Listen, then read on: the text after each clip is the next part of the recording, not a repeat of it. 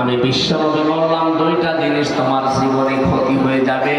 এক নম্বরে ফালাইসা মিন্না, ওই দিন থেকে তুমি আমার আর উম্মত না।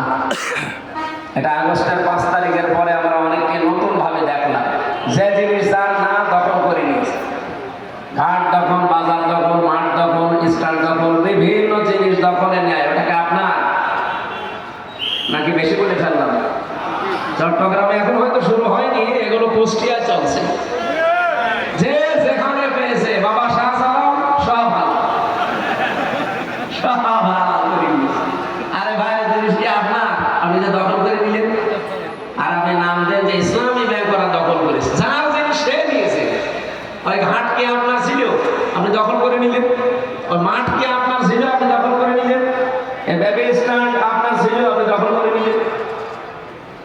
এটা যার জিনিস সে যদি নাই, ওটা দখল হয় না, সে তার অধিকার ফিরে পেয়েছে।